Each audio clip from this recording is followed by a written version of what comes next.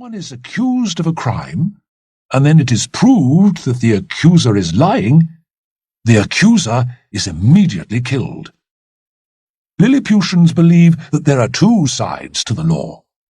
Criminals must be punished, but people of good character must be rewarded. So if a man can prove that he has obeyed every law for 6 years, he receives a present of money from the king.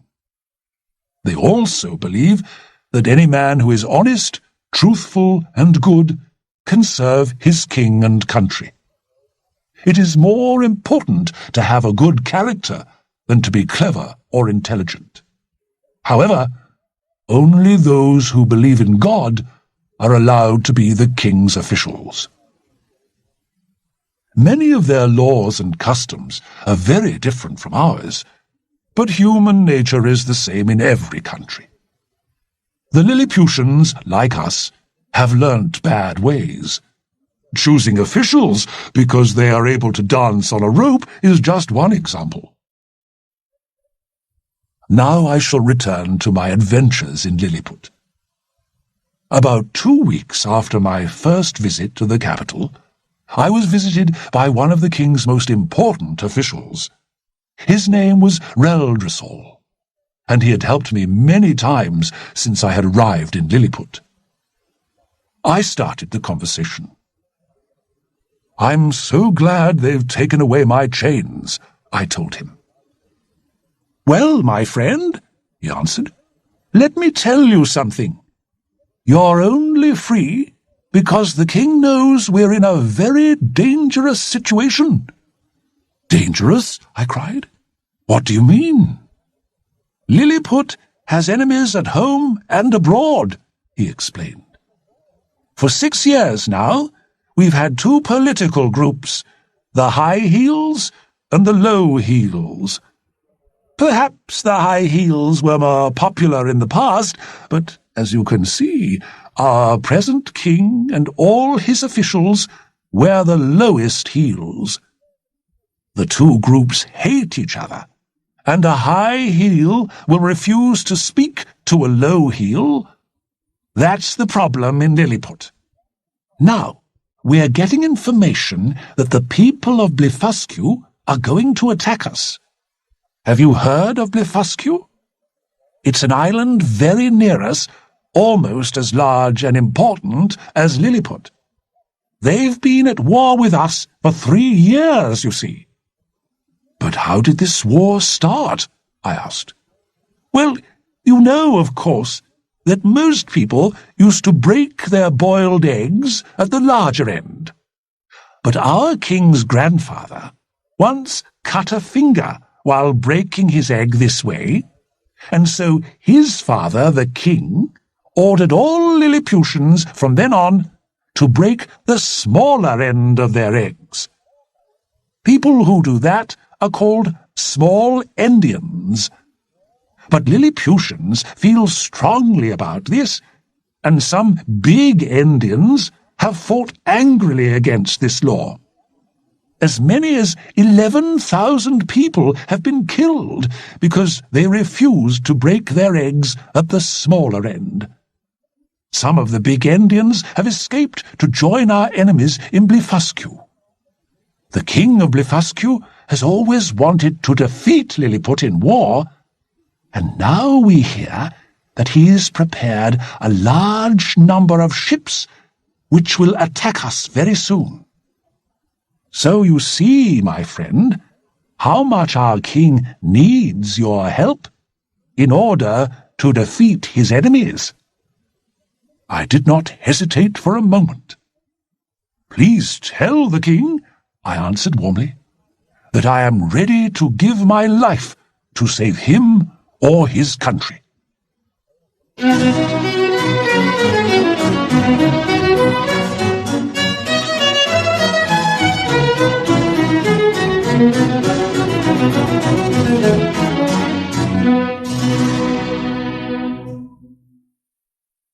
Chapter 3. Lilliput at War. The island of Blefuscu is only about 1 kilometre to the north of Lilliput. I knew that just beyond the narrow sea separating the two countries, there were at least 50 warships ready to attack us, with many other smaller ships. But I kept away from that side of the coast, so that the people of Blefuscu would not see me. I had a secret plan. From the king's workmen, I ordered 50 heavy metal hooks, each fastened to a piece of strong rope. I took off my coat and shoes and walked into the sea with the hooks and ropes in my hands. The water was deep in the middle, so I had to swim for a few meters. But it only took me half an hour to get to Blefuscu. When the Blefuscans saw me, they were so frightened that they jumped out of their ships and swam to the beach. I then used one hook for each ship and tied all the ropes together at one end. While I was doing this, the enemy shot thousands of arrows at me, which caused me a lot of pain.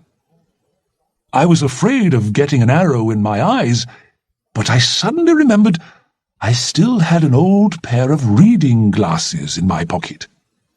So I put them on and continued my work. When I was ready, I started walking into the shallow water away from Blefuscu. As I walked through the waves, I pulled the enemy's warships behind me. When the people of Blefuscu realized that all their warships were disappearing, their cries were terrible to hear. As I came nearer to Lilliput, I saw the king and all his lords and ladies standing on the beach.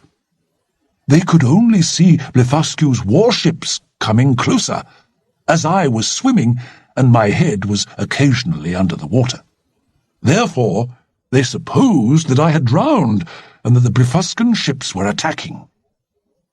But when they saw me walking out of the sea, they welcomed me warmly with cries of astonishment and delight. The king himself came down to the water to meet me. "Everyone in Lilliput is grateful to you," he cried. "For your bravery, you will be one of my lords from now on." "Thank you, sir," I replied. "And now," he continued, "go back and steal all the enemy's ships, so that we can defeat Blefuscu forever. We'll destroy the big Indians, and I'll become king of the whole world." But I would not agree to this plan. "Sir," I replied, "I will never help to take a brave nation's freedom away. Lilliput and Blefuscu should live in peace now." The king could not persuade me, and unfortunately he never forgot that I had refused to do what he wanted.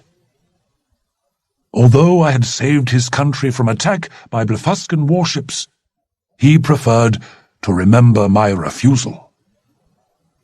From this time on, I heard from my friends that there were secret conversations in the palace between the king and some of his lords who were jealous of me. These conversations nearly led to my death in the end. About 3 weeks later, the king of Blefuscu sent his officials to ask for peace between the two countries. After the Blefuscans had arranged everything with the Lilliputian officials, they came to visit me. They had heard how I had prevented the king from destroying all their ships. After thanking me, they invited me to visit their country. However, when I asked the king of Lilliput if I could visit Blefuscu, he agreed, but very coldly. I learnt later that he and some of his lords considered I was wrong to have a conversation with enemies of Lilliput. Now I was beginning to understand how difficult and dangerous political life can be. A few days later, I had another chance to help the king. I was woken at midnight by the cries of hundreds of Lilliputians outside my house. "Fire! Fire!" they shouted. "The Queen's rooms in the palace are burning! Come quickly, Man Mountain!" So I pulled on my clothes and hurried to the palace. A large part of the building was in flames.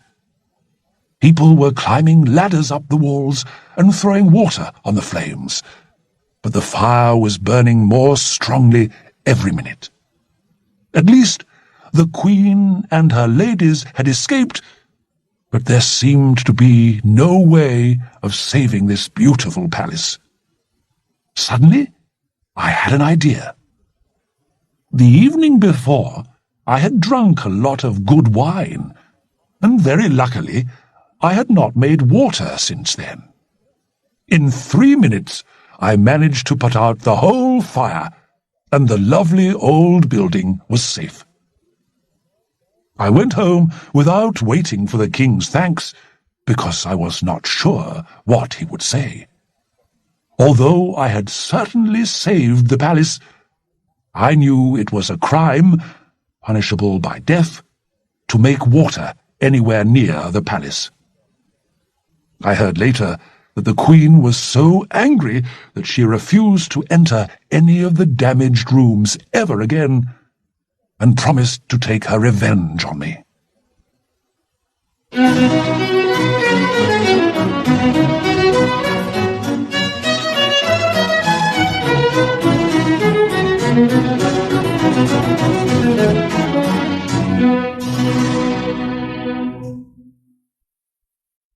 Chapter 4. Gulliver Escapes from Lilliput. I soon discovered that Flimnap, one of the king's highest officials, was my secret enemy. He had always disliked me, although he pretended to like me, but now he began to suspect his wife of visiting me privately, and he became jealous. Of course, his wife did visit me, but always with her daughters and other ladies who came for regular afternoon visits. When visitors arrived at my house, I used to bring the coaches and horses inside and put them carefully on my table. There was a high edge round the table so that nobody would fall off. I sat in my chair with my face close to the table, and while I was talking to one group of visitors, the others used to drive round the table. I spent many hours like this in very enjoyable conversation. In the end, Flimnap realized that his wife was not in love with me, and had not done anything wrong, but he was still angry with me. There were other lords who also disliked me, and together they managed to persuade the king that I was a danger to Lilliput. I knew they were discussing me in private, but I was seriously alarmed when I discovered what they had decided. Luckily, as well as Reldresal, I had another good friend among the king's officials. Late one night, he visited me secretly, in order to warn me. "You know," he began, "that you've had enemies here for some time. Many of the lords are jealous of your great success against Blefuscu, and Flimnap still hates you. They accuse you of crimes against Lilliput, crimes punishable by death." "But," I cried, "that's not right. I only want to help Lilliput." "Listen," he said. "I must tell you what I've heard, although my life is in danger if I do. They've accused you of making water in the king's palace, refusing to take all the enemy's ships, refusing to destroy all the big Indians, seeing the enemy's officials privately, and planning to visit Blefuscu in order to help the enemy against Lilliput." "This is unbelievable," I cried. "I must say," continued my friend, "that our king reminded his lords how much you had helped the country. But your enemies wanted to destroy you, and they suggested setting fire to your house at night. Then you would die in the fire." "What?" I shouted angrily. "Be quiet. Nobody must hear us. Anyway, the king decided not to kill you, and that's when your friend Reldresol started speaking. He agreed you'd made mistakes, but said that a good king should always be generous, as our king is. And he suggested that a suitable punishment would be for you to lose your sight. You'd still be strong enough to work for us, but you wouldn't be able to help the Big Endians." I covered my eyes with my hands. I had wanted to help these people and their king. How could they decide to punish me as cruelly as this? "Your enemies were most disappointed with Reldresol's plan," my friend went on. "They said you were a Big Endian in your heart, and reminded the king how much you cost Lilliput in food and drink. Reldresol spoke again, to suggest saving money by giving you a little less food every day.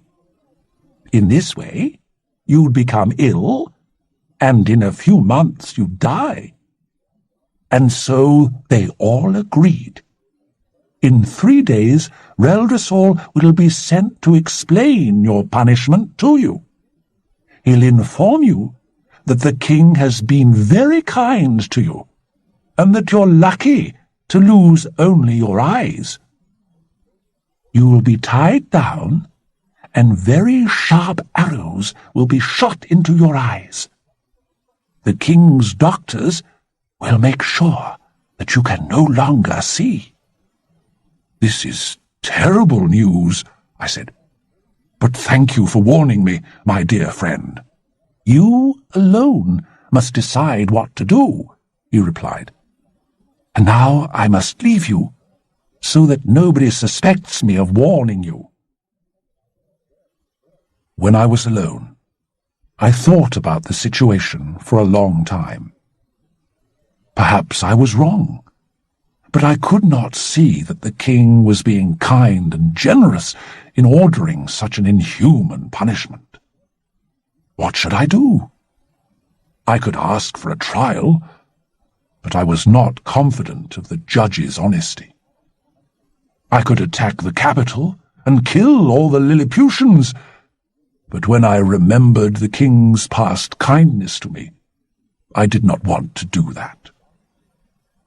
At last, I decided to escape. And so, before Reldresol came to tell me of my punishment, I went to the north of Lilliput, where our ships lay. I took my clothes off and put them into one of the largest warships. I also put a blanket into it. Then I stepped into the sea and swam to Blefuscu. By pulling the Lilliput warship behind me, I kept my clothes and blanket dry. When I arrived, the king of Blefuscu sent 2 guides to show me the way to the capital. There I met the king, the queen, and the lords and ladies in their coaches. I explained that I had come to visit Blefuscu, as I had been invited.